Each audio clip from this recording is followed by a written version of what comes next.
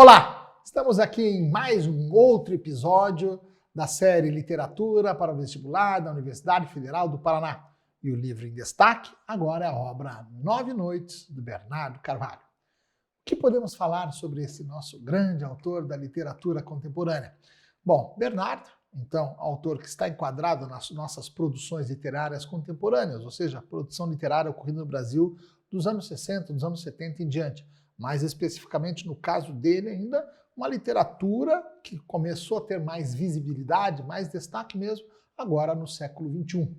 Então, ele já era um escritor, já era jornalista também, já desde o final dos anos 80, mas como escritor, como literato, tem esse destaque já agora a partir do final dos anos 90, início agora do século XXI. Bom, ele nos traz uma frase bem interessante, em que ele falava bem assim, uma vez falou num certo seminário, né, que dane-se o leitor. Em que sentido que ele diz essa frase, que foi até objeto de cancelamento por parte de alguns, né? Então ele falando como que o escritor muitas vezes recebe uma pressão, ora sutil, ora nem tão sutil assim, para escrever uma obra literária, às vezes que se enquadre dentro de certos anseios mercadológicos. E bom, isso vale muito para obras de autoajuda ou que se pretendem a ser meros best-sellers, né? Mas ele, na concepção de literatura, no sentido de arte da palavra escrita, vai mostrar que, nesse sentido, a literatura não precisa estar necessariamente agora subjugada à vontade plena, agora soberana do leitor. Então, o escritor tem essa liberdade. Escreveu. Se o leitor gostou ou não, que se dane o leitor. Neste sentido.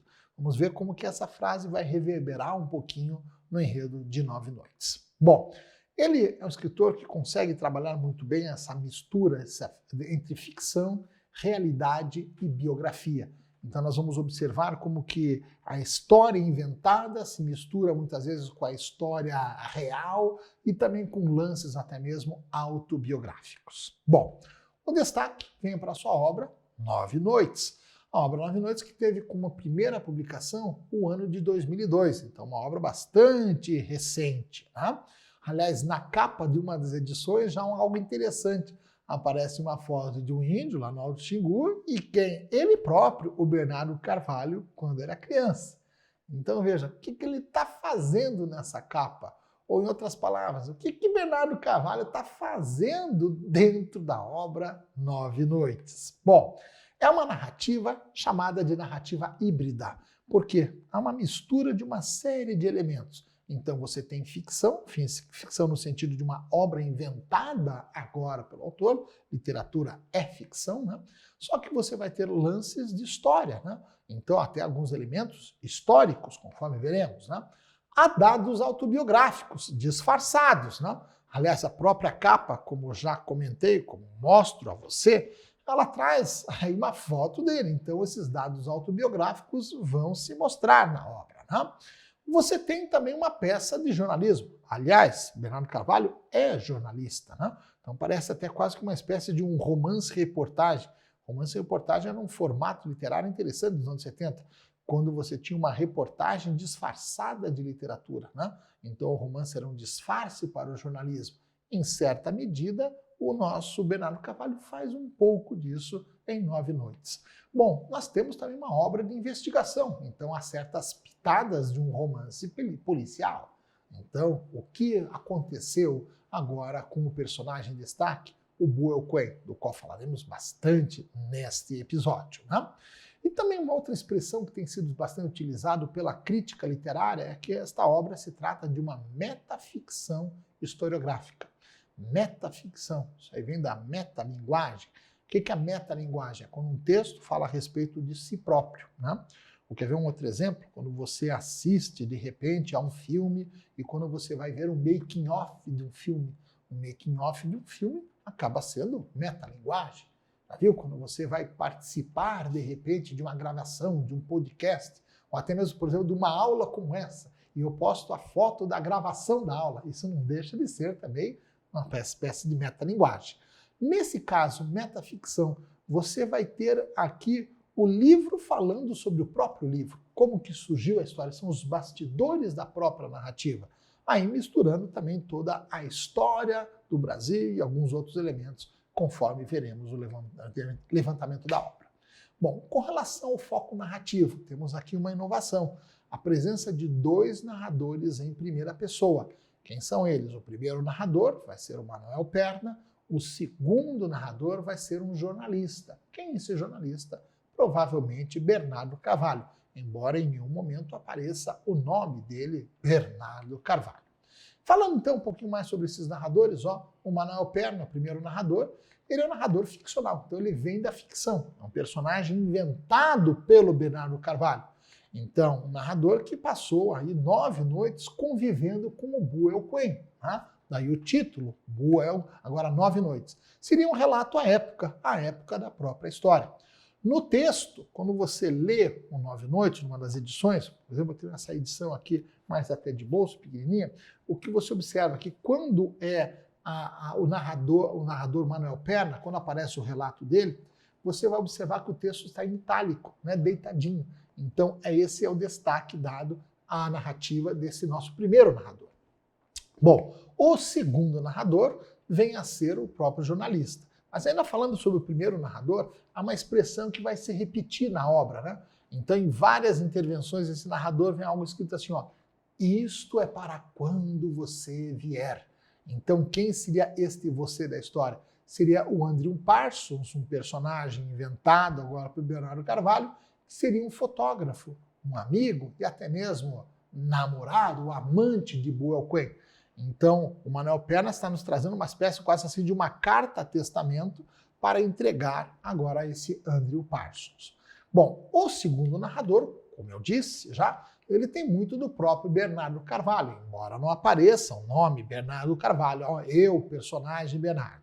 Bom, aqui é um relato que vai surgir a partir de um artigo no jornal, um artigo publicado na Folha de São Paulo no sábado, lá no dia 12 de maio de 2001. Um artigo que acabou meio que servindo como estímulo a uma investigação jornalística e que acabou servindo de inspiração para a obra, né? Também aqui é uma expressão que se repete nesse narrador, a expressão ninguém nunca me perguntou, mas eu vou falar meio assim. Você lembra do que eu disse, daquela frase que o Bernardo Carvalho disse num seminário lá de literatura? Que se dane o leitor. Isto é, né? Estou pouco me lixando para o que você acha ou deixa de achar. Ninguém nunca me perguntou, mas eu vou contar mesmo assim esta história. Então, esses 2 narradores vão se alternando na condução da história de 9 noites. Bom, vale a pena falar um pouquinho sobre as localidades presentes nesta narrativa. Então, você tem um livro com uma grande abrangência espacial. Então, o nosso personagem, Buell Quinn, ele vem lá dos Estados Unidos. É sua terra de origem. Ele era norte-americano. Vem dos Estados Unidos para o Brasil. Seu porto de parada, Rio de Janeiro. Porque ali era a entrada no Brasil, era todo o trâmite burocrático lá no Museu Nacional, porque ele vem como etnólogo. Então, toda essa entrada tinha que se dar pelo Rio de Janeiro. Bom, ele vem para trabalhar na tribo dos Trumai, uma tribo de índios que estava em extinção, lá na região norte do Mato Grosso, no extremo Mato Grosso. Mato Grosso é a região centro-oeste, mas já quase ele é divisa lá com a região norte, lá em cima, né? Então ele vai ficar, o nosso Buell Quinn, trabalhando lá de junho a dezembro do ano de 1938. Bom, temos novamente o Rio de Janeiro, quando ele é obrigado a voltar para o Rio de Janeiro, no final de 38, passa o Carnaval de 1939 no Rio de Janeiro, e depois ele embarca para um novo posto agora de estudo etnográfico. Ele vai para Carolina, uma cidade do Maranhão, que fica bem na divisa aí com Tocantins, né?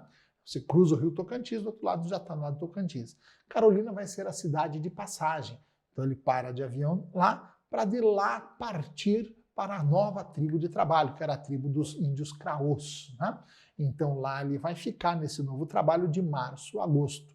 E quando ele estava retornando de lá, para voltar a Carolina, de Carolina para o Rio de Janeiro, do Rio de Janeiro para os Estados Unidos, ele acaba se matando agora no caminho, por razões até hoje inexplicáveis. Bom, e um outro espaço, um destaque, vem a ser até o próprio Estados Unidos, porque o livro termina numa cena quando o narrador jornalista vai para os Estados Unidos conversar com Shlomo Parsons, que seria filho do Andrew Parsons, que era amigo, namorado do Buell Quinn.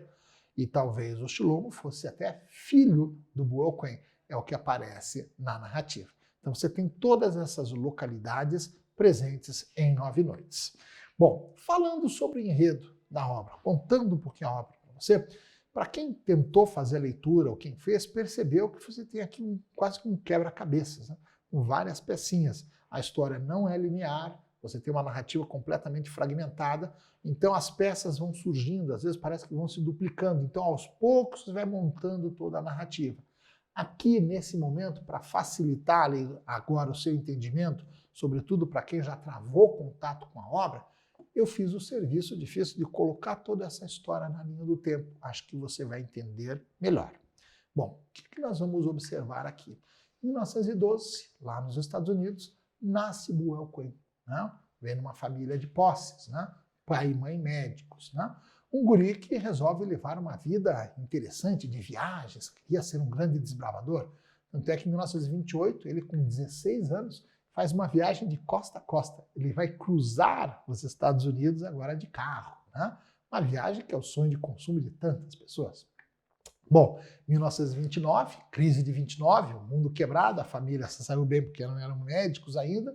Ele vai fazer uma viagem para a Europa e para o Oriente Médio, uma viagem de meses, né? Conhecendo o velho mundo. Bom, ele, à volta dessa viagem, em 1930, resolve já se mandar para a Rússia, né? Aos 18 anos, também conhecer aquele mundo tão distante. Em 1931, ele vai para a China, né? Como vai até trabalhando como marinheiro. E é o ano também que depois ele vai acabar, já tinha entrado na faculdade, está travado o concurso, mas depois volta para a universidade. Então aqui começa, de fato, no ano de 1931, aos 19 anos, a sua vida acadêmica. Bom, ele já está formado, logo lá em 1935, na Universidade de Wisconsin, e ele vai fazer pós-graduação na grande Universidade de Columbia, lá agora em Nova York, nos Estados Unidos, então, aos 23 anos. Só que ele não era um etnólogo para ficar apenas dando aulas, até havia já surgido o convite para ele ser professor universitário. Ele queria ir para o campo.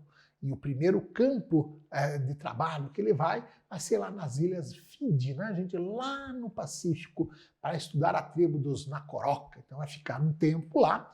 E então ele, aos 24 anos, está na sua primeira viagem etnográfica. E desta viagem surgiram estudos interessantes sobre aqueles indígenas. Voltou para os Estados Unidos, mas voltou já querendo seguir novamente na viagem. Bom, 2 anos depois ele está embarcando para o Brasil. Então ele vem para estudar os índios Trumai, os índios que estavam em extinção. Vem, fica um tempo, lá agora no Rio de Janeiro, para acertar toda a papelada, toda aquela burocracia. Daí vai para lá, uma viagem super longa, fica um tempo, estava gostando. Quando chegou o final de novembro, veio a ordem, volte para o Rio de Janeiro, porque houve algum problema na sua papelada. Ele não podia nem dizer o porquê, questionar, só tinha que voltar. Voltou contrariado, no final de dezembro, passou o final do ano no Rio, daí depois passou o carnaval no Festerê mesmo, e até que ele segue para um outro campo de trabalho em 1939. Então agora ele estava no Rio de Janeiro, vai para a tribo dos Craôs, né? Num primeiro momento ele fica uns 3 meses ali estudando os índios Craôs. No seu aniversário, em maio, ele resolve passar o aniversário na cidade de Carolina. Lá ele passa mais algumas noites convivendo agora com o Manuel Perna, com várias conversas, várias noites, daí o título 9 noites. Só que ele já se mostrava bastante incomodado. Alguma coisa não estava muito bem lá nos Estados Unidos.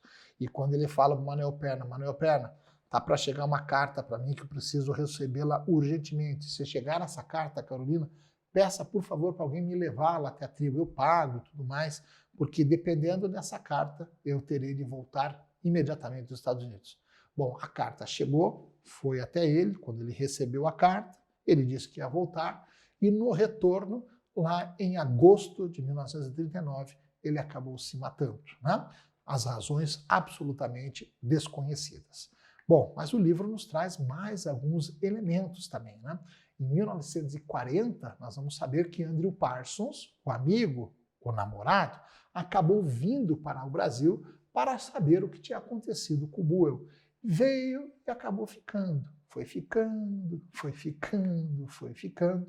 até morrer.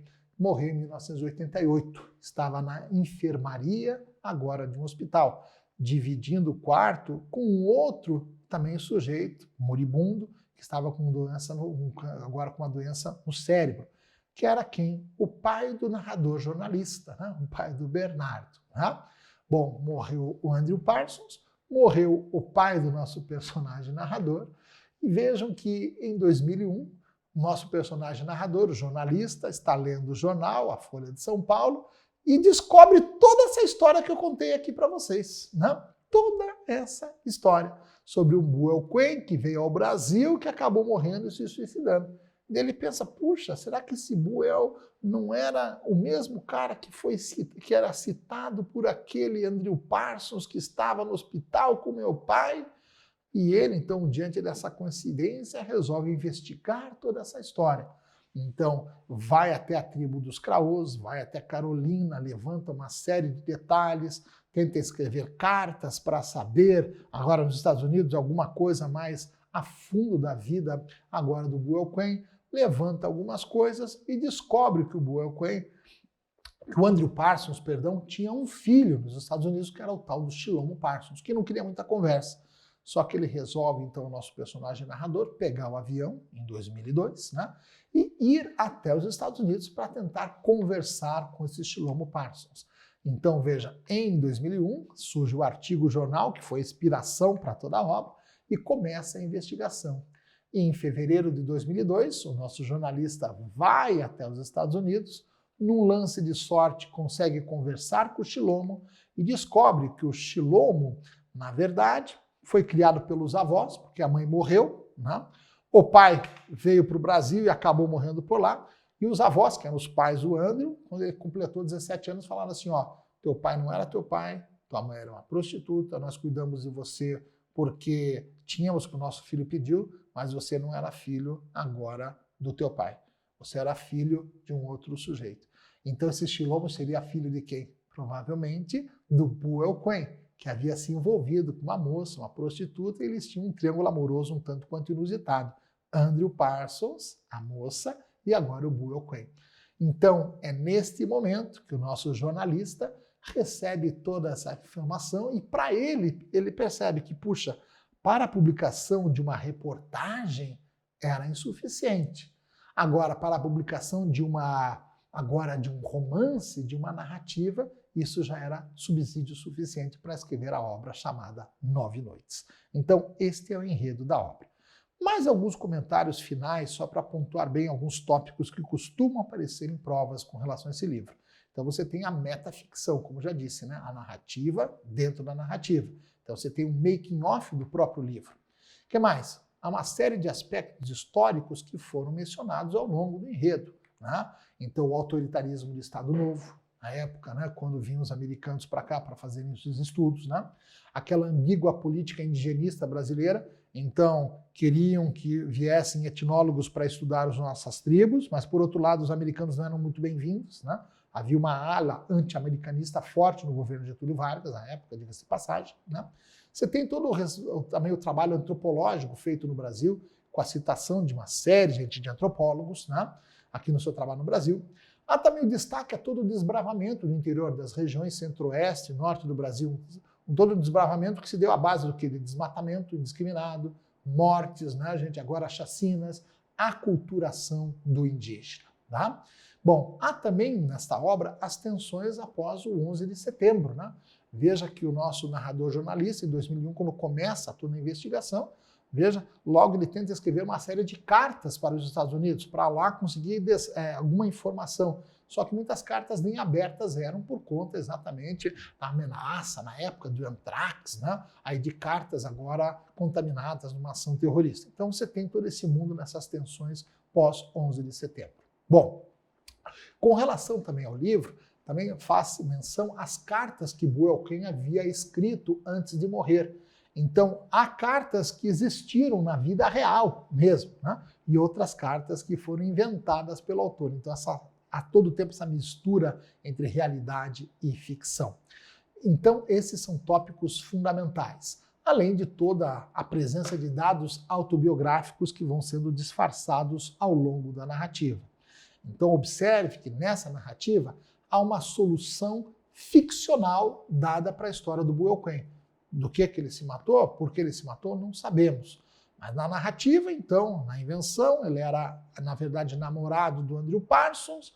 Quando ele descobriu, então, que seria pai, quis voltar, não aguentou a pressão e se matou. Né? Agora, essa seria a solução ficcional. A solução agora não ficcional, na realidade, não sabemos. O Cohen morreu, se matou e não sabemos os reais motivos. Então, em linhas gerais, esta é a obra chamada 9 Noites, Bernardo Carvalho. Próximo episódio, mais uma obra da lista da Federal para você.